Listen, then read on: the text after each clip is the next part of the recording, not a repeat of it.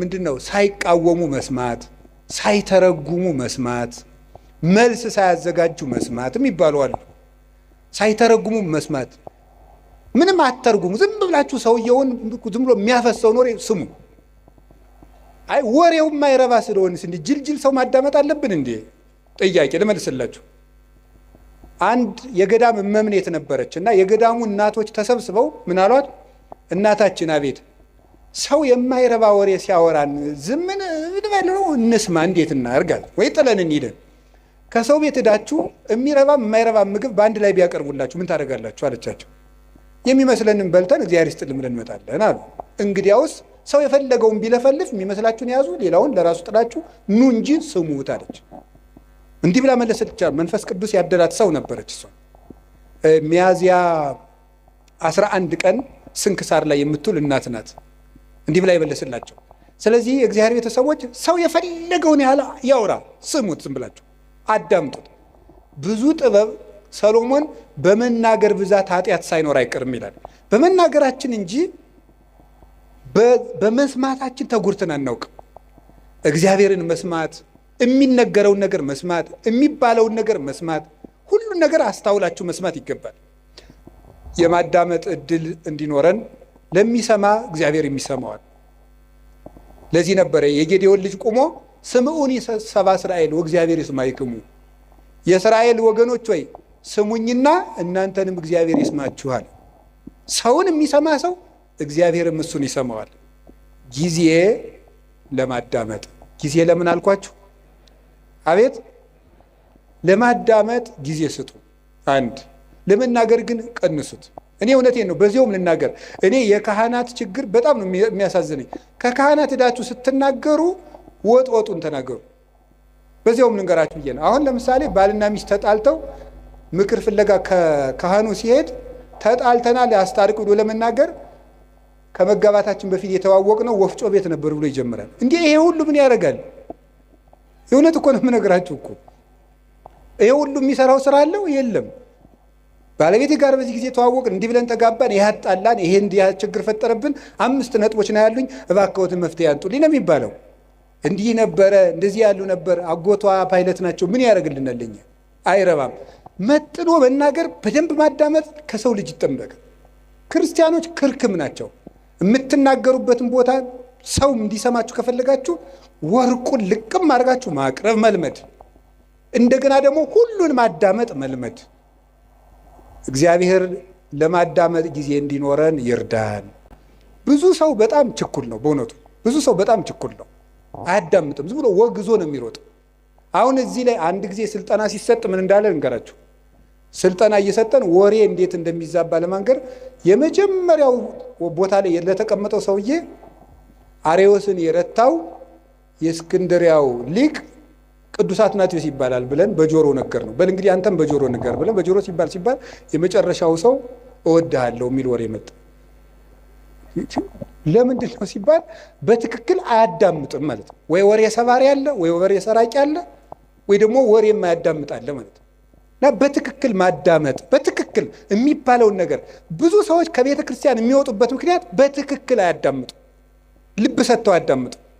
ይሄንን ነገራቸው ነው። እና የሰውን ወሬ ደግሞ አለመተርጎም፣ አለማጣመም፣ አለመሰንጠቅ፣ ሌላ ትርጓሜ አለመስጠት፣ ከትናንት ጋር አለማያያዝ፣ ከነገ ጋር አለማያያዝ፣ አሁንን መስማት ማዳመጥ መልመድ አለብን። ጊዜ ለማዳመጥ እስኪ በሉ 3 ነጥቦች ነው የቀሩኝ። ጊዜ ለስራ እስኪ በሉ ጊዜ ለስራ በሉ። አቤት ጊዜ ለምን? አሁን የኛ ሀገር ሰው ደግ ነው፣ የኢትዮጵያ ሰው በዚያው ደግሞ ቂመኛ ነው። በጣም ቂመኛና ወግ ሰንጣቂ ነው። ከምንድን ነው የመጣ ብዬ እንደው ዝም ብሎ ሲገርመኝ ዝም ቁጭ ብዬ ሳስበው ነው። ጥናት አላረኩበትም፣ ባለሙያም አይደለሁም። ሳስበው ከስራ ፈትነት ነው የሚመጣው። ይሄ ወሬ ሰንጣቂነታችን የሚመጣው ቁጭ ብለን እንደዚህ ያለኝ እንደዚህ ለማለት ፈልጎ ነው፣ በቀደም እንደዚህ ያለ ለካ እንዲህ ማለቱ ነበር የምንልበት ዋና ምክንያት ስራ ፈት ስለሆነ ነው። ወሬ ስንቀምር የምንውለው የስራ ቀመር ስለሌለን። ስለዚህ መስራት መልመድ አለብን ነው። እንዳንሰራ አገሪቱ የስራ እድል የላትም። የእናንተ ጥያቄ ወንድሜ፣ አንተ አልገባህም። ካባን ለብሰ ለፍልፈት ትሮጣለህ፣ እኛ ስራ አጥተን ያለ ነው አይደል? ነው መልሱ ነው። እኔም ደግሞ መልሳለሁ። ሌላው ቢቀር አታነቡም ወይ ነው። እማታነቡሽ ስራ የለም፣ አልተቀጠራችሁም፣ ንግዱም ሙቷል አላችሁ። ምንም ማለት ለምን አታነቡ? አንድ ሊቀ ጳጳስ አንዱን ሰው አገኙትና ልጄ ለምንድን ነው የማትማር አሉት። አይ ምን እየበላው ልማር አላቸው። ስትደነቁር ምን እየበላህ ደነቆርክ አሉት። እንዲሁ እኮ ይገርማል እኮ። ለምን አታነቡም? ቁጭ ብላችሁ ዝም ብሎ ወሬ ስትጠቀጥቁ ከምትሉ ቁጭ ብላችሁ እስኪ አንብቡ። እውነቴን እኮ ነው የምነግራችሁ። ተግባር እኮ የሀሳብ ልጅ ነው። ሀሳብ ደግሞ የሚገኘው ይኸውላችሁ፣ እንጨት ሳትሰበስቡ እሳት ማንደድ ትችላላችሁ? ይቻላል? አይቻልም። ሀሳብ ሳይኖርህ ተግባር የት ታመጣለህ? እቅድ የት ታመጣለህ? ስራ የት ታመጣለህ? ከሰው ጋር የመኖር ስልት የት ታመጣለህ? ተግባቦት እንዴ! ልንገራችሁ፣ እኔ ባለፈው አንድ ቦታ ሄጄ ውጭ ሀገር ሄጄ አንድ ቦታ ለጉባኤ ነው የሄድኩት። ዱባይ ስደርስ ኤርፖርቱን አላውቀውም። ያው ኤርፖርቱን አላውቀውም እና ሰዎቹ ዊልቸር ቡክ አድርገውልኝ ነበር። ያው እንደ ዕቃ እየገፉ አቅጣጫ እንዲያሳዩኝ ማለት ነው። እና እዛ ሲሄድ ዝም ብዬ ብዙ እንግሊዘኛ አልችልም፣ ጉድ አፍተርኑን ምናምን እችላለሁ። እና እዚያ ዱባይ ኤርፖርት ውስጥ ያገኘሁትን ሰውዬ በጣም ነው የማመሰግን፣ ረዳኸኝ እንደዚህ። እና እኔ ብዙ ጊዜ አቅጣጫ የማወቅ ችግር አለብኝ አልኩት። እንዲያው ሳስበው ግን ኋላ ጉራ ነው እንዴ አልኩት። አቅጣጫ የማወቅ ችግር አለብኝ ስለው ምን አለኝ? አይ መግባባት ከቻልክ ችግር የለውም አለኝ። እና በህሊኔ ይዤው ቀርቼ ነው መግባባት ከቻልክ አቅጣጫ አይጠፋም ብሎኝ ነው። እስኪ በሉት ይሄን ቃል መግባባት ከቻልክ አቅጣጫ አይጠፋም ነው። ስለዚህ መግባባት ከቻላችሁ የኑሮ አቅጣጫ አይጠፋም። እንዳትግባቡ ግን አትማሩ። ዝም ብለ ንግግራችሁ ወልዳፋ ምናምን እንዲህ ትህትና እኮ ያስፈልገዋል። አነጋገር ካነጋገር ይፈረዳል፣ ካያያዝ ይቀደዳል። ከሰው ጋር እኮ ተግባብተን ለመኖር ራሱ መማር አለብን፣ ማንበብ አለብን። ጊዜ ለስራ እግዚአብሔር 6 ቀን ሰራ፣ 1 ቀን አረፈ። እስኪ በሉ እግዚአብሔር በሉ።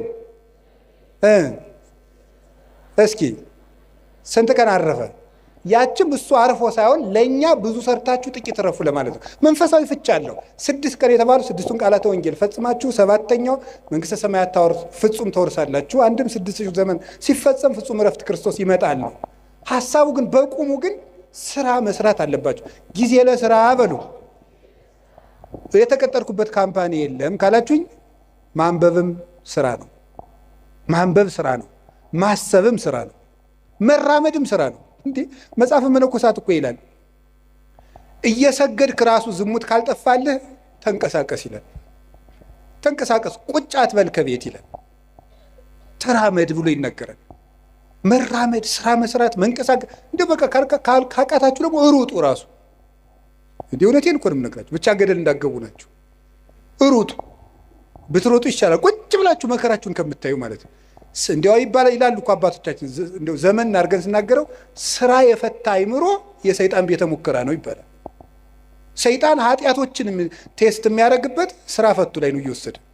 እንዲያውም ከሚሰራው ሰውዬ እያፈረ የሚመጣው ሰይጣን ሁሉ ወደዚያ ሰውዬ ነው እየሰበሰበ እና የሚሰራውን ሰውዬ የሚፈትነውን ሰይጣን የስራ ፈቱ ሰይጣን እስኪ ዞር ብዬ ልምጣ ብሎ ቀስቀስ ብሎ እንደው ሲሄድ ከስራ የሚሰራው ሰውዬ ጋር የሚታገለውን ሲያገኝ ረዚያ አትልፋ የኔ ስራ ፈታለ ናኒድ ብሎ እንደ ድግስ ወደዚያ ዞት የሚሄድ ነው የሚመስለኝ ነው። እሺ እና የምሬን ነው የምነግራችሁ። መጽሐፈ መነኮሳት በእርግጥ ምን ይላል?